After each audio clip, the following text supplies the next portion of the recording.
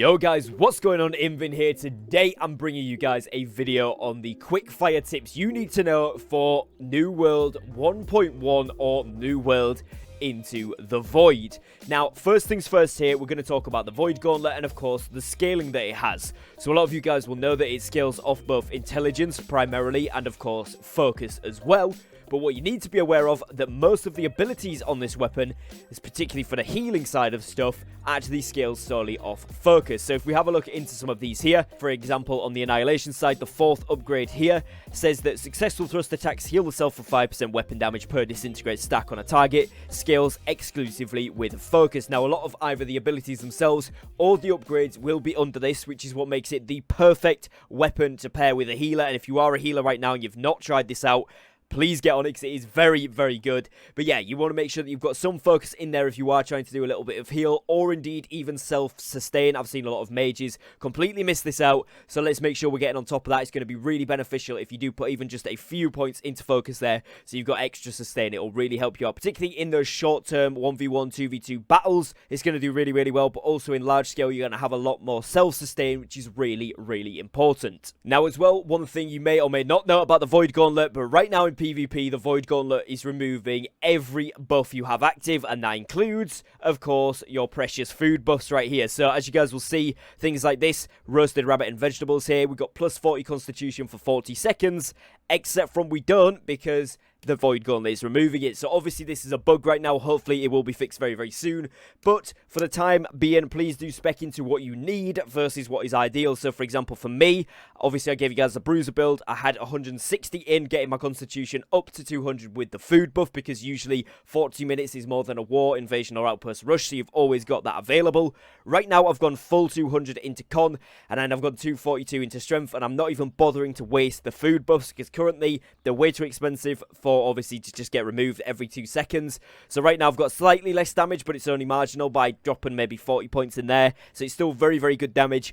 And also I've made sure that I've continuously got the constitution that I need to stay on top of the game, which is crucially important. If you guys haven't done this and tweaked your build to be, you know, kind of withstanding from the Void Gauntlet, you need to go on and do it until this is fixed, which we are expecting the next patch, but currently we don't have news on when that is, so we'll bring you guys an update as soon as we know one. Now the next thing here is when you are going to be doing elite zones or any sort of open world thing where you're going to be going for loot, you need to make sure that you are flagging for PvP, as you now get a plus 10% loot luck. Now this doesn't mean you've got 10% chance of getting better loot, so you know, it kind of more chance of getting higher gear score or anything like that, but what it does mean is that you have a 10% better chance at getting better quality loot. So for example, 10% better chance to get epics or legendary drops, which of course increases the quality of the overall loot, and in turn will increase the stat distributions, the perks, etc. that you have to get. So technically, if you do get a legendary, it does have 600 gear score, so in a roundabout fashion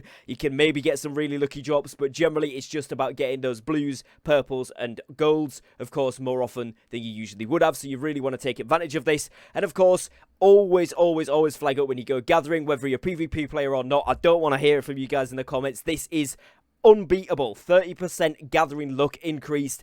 You've got to do it. It's the way the game's going. Whether you like it or not, that's completely fine to disagree with actually it being added, but it's certainly worth it right now. I've got a lot of gatherer friends who were like, oh, I don't know if I want to do this. I said, look, just try it. If you die, you barely lose anything. It's a little bit of durability, and you get a free teleport back to base. So to be quite honest, it's not all that bad, and 30% gathering luck is super worth it, so certainly try that one out. So what a lot of you may or may not know right now is that when you run on roads, you now gain a haste buff for 10% for the entirety of the time you are running on the road, but this goes away if you do anything combat style. So for example, if you do a dodge, you'll see that that disappears. Now, if you have the musket or the bow with the haste perk on there, that with the dodge rolls, if you're in light armor, that can be slightly faster than just running on the roads with any other thing, but regular players who are in heavy armor, medium armor, or don't have the bow or the musket for those rolls, or you do but you don't have light armor on where you've not got the rolls as well, then just stick to running on the roads, as it is going to be the fastest buff, because of course the buff from both the bow and the musket does only give 10%, but with the roll as well you have that little bit of extra movement, which just gives it a slight edge. Now with the Arcana table, what you may or may not know is that Alkahest, which is the new chemical compound found throughout Eternum,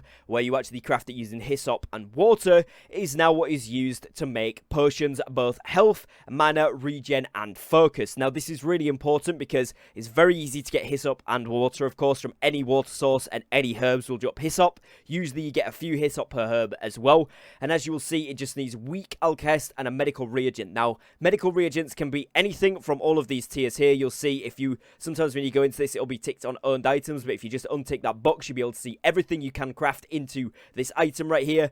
And of course, as you guys can see, Bulrush Cob is on there, and of course Life Bloom Stem. Now if you are harvesting moats, you probably have a lot of this, probably get a lot of plate cap as you're going around as well, but most importantly, Bulrush Cob is very easily accessible. You can get this from any water source in the game. There'll be Bulrush next to it. Go over there, harvest that, and you're able to complete the craft on Alkahest. Now this of course is for weak Alkahest.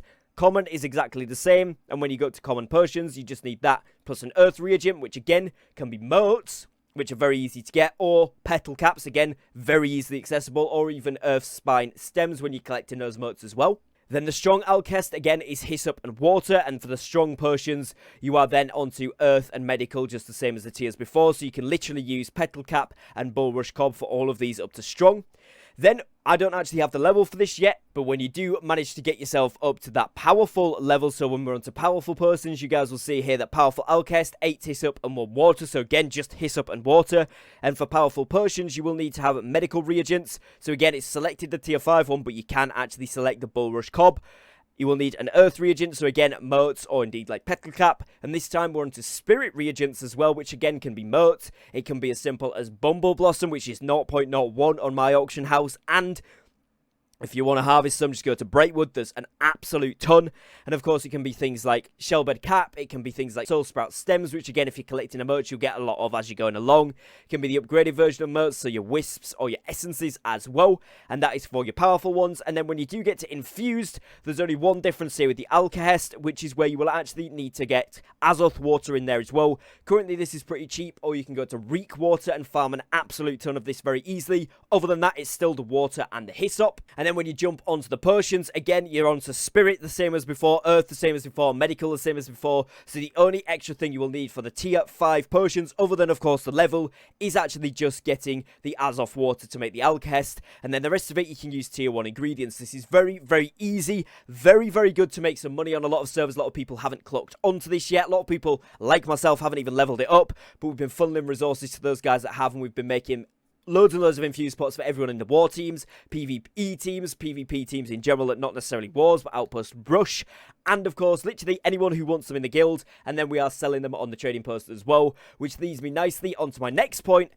All the trading posts are now linked together. So most of you probably know this, but the point I'm making from this is, obviously you can go on here, you can search for anything, and it's already on all settlements because they are all linked. You can buy Uxton that is listed in Windswood from Everfall with no issues. Now the point from this is, of course, you will want to go onto the map. These are now actually up to date, so you can check what the taxes actually are. And as you guys can see here, we own Everfall on this map, and we've set our trading taxes very, very low at 3.51%. That is joint lowest on the server, because obviously if you go up somewhere else, 4.8. If you go down here, maybe to First Light, they're going to be on 2.5. So they've actually lowered theirs, but obviously with it being so far out of the way, people don't often go, so it's a smart decision. Things like Cutlass Keys, they're up to 5.2. If we look over here at Weaver's Fen, they've got a lot of high level stuff, 4. So people are going to then funnel in. Windswood are at 5. So if we have ours at 3.5, we're going to get all of the traffic coming in. Everybody's going to trade from ours, and then we will get the transaction charges, whether they're buying or selling from our post. And with it being the cheapest taxes, that is what we want. So I would say to all of you guys, make sure you go into the one on the map with the absolute cheapest. You don't want to be going anywhere. Obviously, things like First Light, where they are further out the way, they're going to put theirs cheap to try and encourage people. That's a smart decision.